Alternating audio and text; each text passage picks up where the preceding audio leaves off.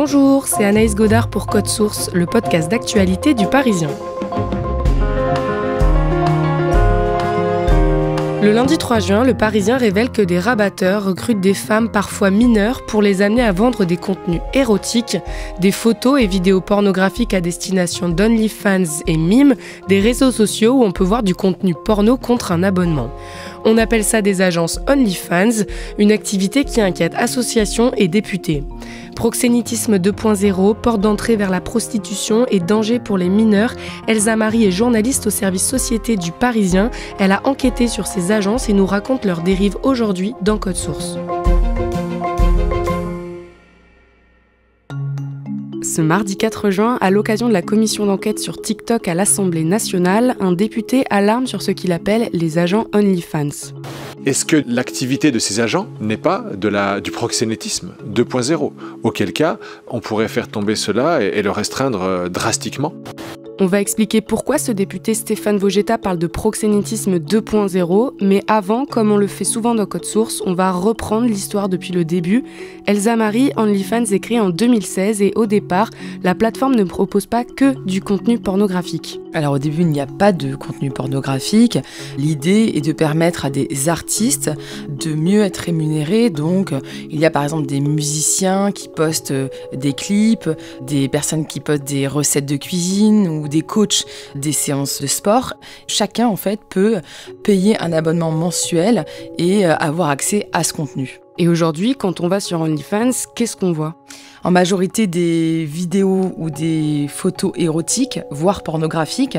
On estime que ce contenu représente maintenant 70% de la plateforme. Alors, ce sont majoritairement des femmes jeunes qui proposent des photos en sous-vêtements, voire des photos pornographiques. Quand on arrive sur le profil de ces femmes, il y a des photos qui sont, on va dire, les moins osées, par exemple en lingerie, qui sont accessibles, et les autres qui sont plus trash, qui sont floutées. Et ça donne envie forcément aux gens qui aiment ce type de contenu de payer un abonnement mensuel qui est de environ 5, 10, 20 €. Le prix est fixé par la créatrice de contenu pour accéder à ces photos et à ces vidéos. En 2019, la plateforme Mime, équivalent français d'OnlyFans, est créée. Pendant la pandémie de Covid, les audiences d'OnlyFans et Mime explosent. Les stars de télé-réalité en font la pub sur leurs réseaux sociaux. Quelques stars de télé-réalité se lancent sur Mime, comme Mila Jasmine, qui est devenue une figure de la télé-réalité, qui a commencé en 2015 à tourner dans Les Princes de l'amour, et puis ensuite elle a enchaîné les télé-réalités, au point qu'aujourd'hui elle est suivie par 3 millions de personnes sur Instagram. Et à cette époque, elle révèle qu'elle poste des photos de ses pieds sur la plateforme Mime. Et sa sœur aussi, Safia, elle raconte que sur les réseaux sociaux, elle postent sur Instagram des photos d'elles en maillot de bain et qu'elles ont reçu de plus en plus de demandes d'hommes qui leur demandent des photos de leurs pieds en échange d'une rémunération. La sœur Safia dit pourquoi pas, il y a plein de filles qui postent des photos de leurs parties intimes sur la plateforme, pourquoi pas des photos de pieds, comme si finalement c'était pas grand-chose. OnlyFans compte 4 millions de créateurs de contenu, côté Mime c'est 160 000. Concrètement, qui est présent sur ces plateformes ? Alors c'est un peu monsieur, madame, tout le monde. On trouve quand même des personnes plutôt précaires, en tout cas qui sont en recherche d'argent. Donc ce sont des étudiantes souvent, des chômeuses, des mères de famille désireuses d'arrondir leur fin de mois. Mais il y a aussi des personnalités, on l'a dit, des figures de la télé-réalité et même des comédiennes comme Lola Marois, qui est la femme de Jean-Marie Bigard, qui poste elle aussi des photos sexy sur la plateforme. On trouve majoritairement des femmes sur ces plateformes, c'est pour ça qu'on va parler au féminin dans cet épisode de Code Source, mais on précise que des hommes y sont aussi. Elsa Marie, concrètement, qu'est-ce qui différencie OnlyFans d'un site porno classique ? Alors, ce sont des contenus amateurs, déjà. Ce ne sont pas, si vous voulez, des films porno classiques avec un tournage, des horaires. Là, chaque fille fixe ses propres limites. Si vous voulez, en fait, elles vendent des petites vidéos, des photos un peu à la découpe, on pourrait dire, et avec un abonnement mensuel. Les hommes qui tombent sur leur profil peuvent aussi leur envoyer des demandes particulières en disant voilà, je suis prêt à payer telle somme, peux-tu m'envoyer une photo de toi en tenue sexy dans ta chambre, par exemple. Par exemple, il y en a un récemment, il a payé 400 € pour juste voir mon bras contracté. Quand j'ai vu tout l'argent que je me faisais, je me suis dit, ok, là quand même, profitons tant qu'on est jeune. Il y a donc une proximité qui se crée entre la personne qui lui écrit et les créatrices de contenu. On dit même que OnlyFans est devenu l'Instagram du porno. Elsa Marie, dans votre article, vous expliquez que des hommes proposent à des femmes de se lancer sur OnlyFans. Expliquez-nous ça. Depuis environ 2 ans, on remarque un phénomène inquiétant sur les réseaux sociaux. Effectivement, il y a des agents, en tout cas autoproclamés, on peut les appeler aussi rabatteurs, ou même ce sont des vautours sur les réseaux sociaux qui sont chargés de contacter des jolies filles qui postent des photos d'elles sur Instagram ou sur TikTok et ils essayent de les alpaguer, de les hameçonner en leur écrivant des messages pour les inciter à rejoindre les plateformes privées. On voit par exemple un homme qui interviewe une créatrice de contenu qui va raconter qu'elle gagne des sommes folles et donc il y a une véritable campagne de communication pour hameçonner les jeunes. Pour votre enquête, vous échangez avec une certaine Juliette. Qui est-elle ? Alors c'est une infirmière de 24 ans, c'est une jolie fille, donc forcément elle tape dans l'œil des agents. Elle poste des photos d'elle sur Instagram, quelques-unes aussi en maillot de bain. Elle a un visage de mannequin et elle me raconte que depuis 1 an, elle reçoit beaucoup de messages. Alors ce sont toujours à peu près les mêmes messages, même s'ils sont rédigés par différents interlocuteurs, femmes et garçons. Ce sont des messages pour susciter l'intérêt comme « Salut, t'as un vrai potentiel, est-ce que je peux te poser une question ?»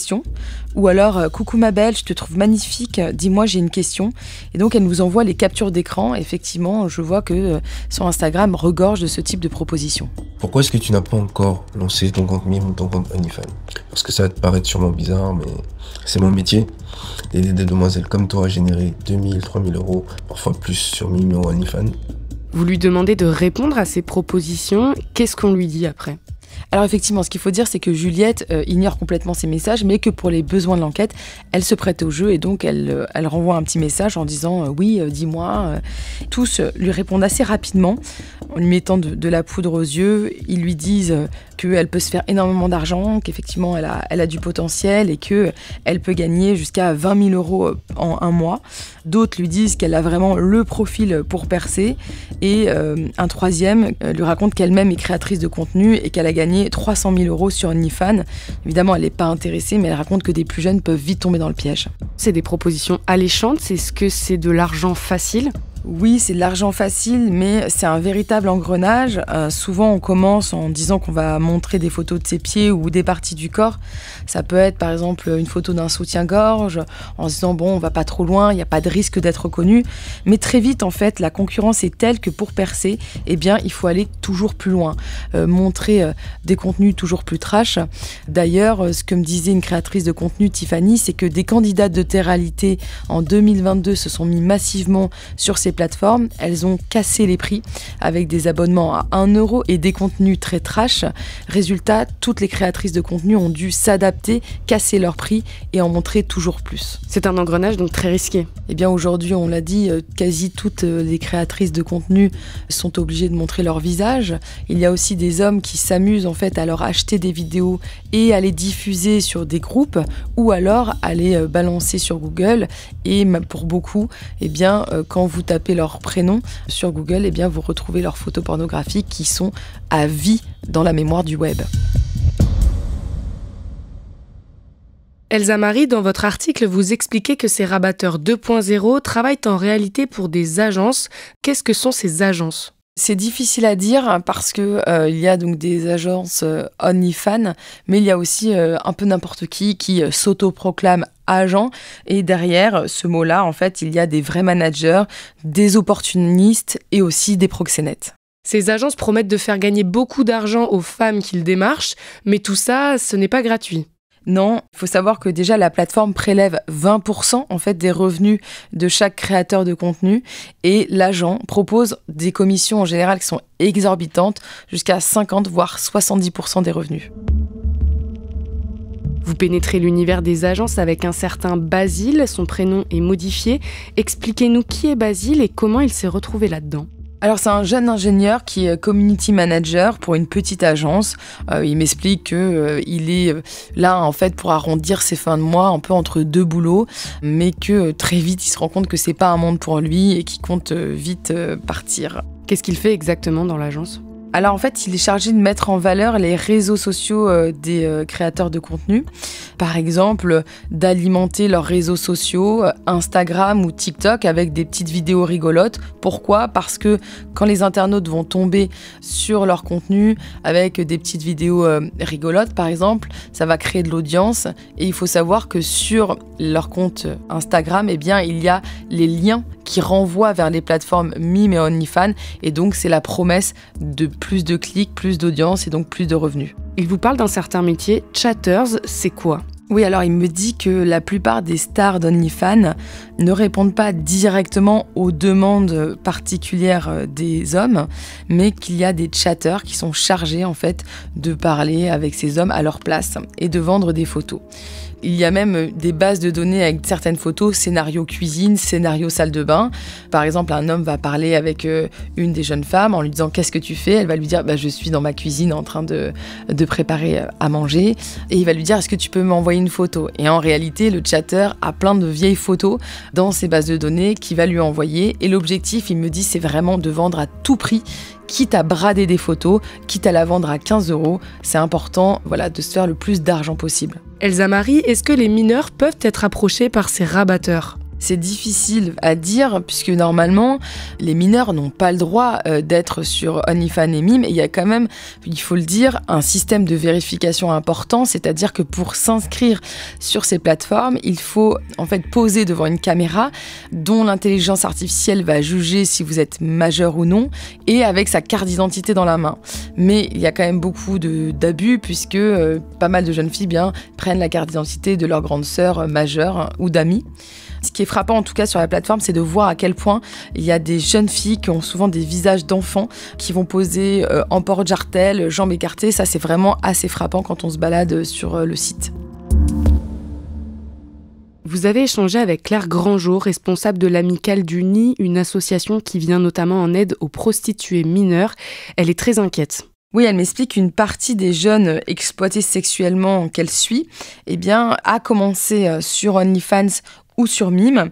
Certains avaient 15 ans à peine, preuve qu'il y a donc beaucoup de mineurs, et que beaucoup ont commencé pour imiter les stars de télé-réalité. Souvenez-vous justement Mila Jasmine ou Safia qui disaient qu'elles se faisaient beaucoup d'argent en postant des photos de leurs pieds, mais que très vite les sollicitations sexuelles arrivent, des hommes proposent de les payer pour se dénuder, et que c'est très difficile en fait pour elles de dire non. D'abord, ce sont la plupart du temps des jeunes filles qui sont fragiles, qui ont des parcours de vie chaotiques, avec une estime de soi dégradée, et donc il est difficile de résister, et que ces plateformes sont finalement des portes d'entrée vers la prostitution. Elsa Marie, pour votre enquête, vous avez échangé avec Christine. Elle était en contrat avec une agence OnlyFans. Son histoire démarre en 2022. Elle a 27 ans. Oui, elle était déjà connue sur les réseaux sociaux où elle avait 40 000 abonnés. Et c'est un peu la proie idéale, Christine, parce que justement, c'est une jeune fille qui est fragile, qui a été victime de violences sexuelles et qui est en plus pauvre puisqu'elle est au chômage. Et un agent lui écrit sur les réseaux sociaux. Exactement, sur TikTok, par un agent avec qui elle noue une relation amicale. Alors elle décrit un homme mielleux, gentil, flatteur, et fin 2022, il va l'appâter en lui disant « lance-toi sur Mime, je te prendrai 50%. » Et elle raconte que très vite, ses limites tombent, comme beaucoup de jeunes filles, et qu'elle ne s'en tient pas forcément à des photos de lingerie, mais très vite, elle passe au sextape. Elle est aussi à l'époque dans une spirale d'autodestruction, puisque comme on l'a dit, elle a vécu des violences sexuelles, et elle se dit qu'elle n'a plus rien à perdre. Le premier mois, elle se fait 34 000 €, mais le second mois, c'est le début de l'enfer. L'agent très gentil, adorable du début, devient pervers, agressif, autoritaire. Il lui répète qu'elle est nulle, alors qu'effectivement, elle gagne quand même beaucoup d'argent. Et donc, elle raconte qu'elle perd confiance en elle, qu'elle pleure tous les jours. Et très vite, finalement, il prend le contrôle de ses réseaux sociaux, il change ses codes. Elle n'a même plus accès à son Instagram ou son TikTok. Et au bout de 9 mois, donc, elle lui dit « c'est fini, je veux arrêter ». Elle sent que cet homme est un prédateur. Sauf que quand elle décide d'arrêter, il a changé son RIP sur la plateforme pour toucher directement l'argent. Et elle me dit, je me rends compte que j'étais sa poule aux œufs d'or. Christine va finir par porter plainte. Elsa Marie, est-ce qu'on sait s'il y a d'autres victimes d'agences OnlyFans aujourd'hui ? Il y en a beaucoup, sauf que c'est très tabou. Il faut savoir que j'ai eu énormément de mal à avoir des témoignages. Christine est la seule d'ailleurs qui parle, même de la part de créatrices de contenu qui ne sont pas victimes de chantage. Elles sont extrêmement rares. Très peu prennent la parole. Il y a un côté contradictoire puisque ces jeunes filles s'exposent sur des plateformes où il y a des millions de vues à visage découvert et elles proposent du contenu pornographique. Et de l'autre côté, pour parler à un journaliste, c'est absolument impossible. Elles vous ferment complètement les portes ou alors certaines demandent si c'est rémunéré et ne parlent que en échange d'argent. Évidemment, nous n'avons jamais accepté. Aujourd'hui, on est plus de 2 ans après les faits. Comment va Christine? Est-ce qu'elle continue les photos et vidéos de charme? Alors, elle continue sur ses plateformes, elle explique qu'elle a repris la main puisque maintenant elle n'a plus d'agent. Néanmoins, ce pacte avec le diable, on va dire, pour qualifier l'agent, la poursuit encore puisque l'agent fait encore de son image un business. Il continue de vendre des vidéos et des photos d'elle qui se retrouvent actuellement partout sur Internet. Il y a plus de 2000 clichés d'elle en circulation sur le web. Elsa Marie, on en revient au début de cet épisode de Code Source. Le mardi 4 juin, à l'Assemblée nationale, un député s'inquiète des pratiques des agents OnlyFans. Ce député, Stéphane Vogetta, du groupe Ensemble pour la République, vous a parlé pour votre article. Qu'est-ce qu'il vous raconte ? Stéphane Vogetta, avec le député Arthur Delaporte du Parti socialiste, veut s'attaquer à ce problème. Il me dit qu'il est particulièrement préoccupé par ce nouveau métier d'agent et qu'il réfléchit à la façon d'assimiler justement ce type d'activité à du proxénétisme 2.0 pour le rendre illégal, l'objectif étant de protéger les créatrices de contenu de ces prédateurs en ligne qui pullulent. Stéphane Vogetta connaît bien le sujet puisqu'avec Arthur Delaporte en 2023, ils sont déjà à l'origine d'une loi influenceur pour encadrer le métier d'influenceur. Et est-ce que selon vous, on peut vraiment parler de proxénétisme 2.0 ? Une partie de ces agents essaye de convaincre justement les femmes d'aller plus loin et de faire des rencontres dans la réalité. Donc effectivement, on peut parler de proxénétisme, sachant que ces rencontres réelles sont absolument interdites par les plateformes. Des actrices aussi nous disent que de plus en plus d'hommes, justement ces fameux agents, essayent de jouer aux intermédiaires, qu'ils s'immiscent dans leur business, avec parfois de nombreuses dérives, comme on l'a vu avec Christine. En tout cas, ce qu'on peut dire, c'est que ces agents sont devenus une sorte de jungle et qu'il y a urgence à légiférer.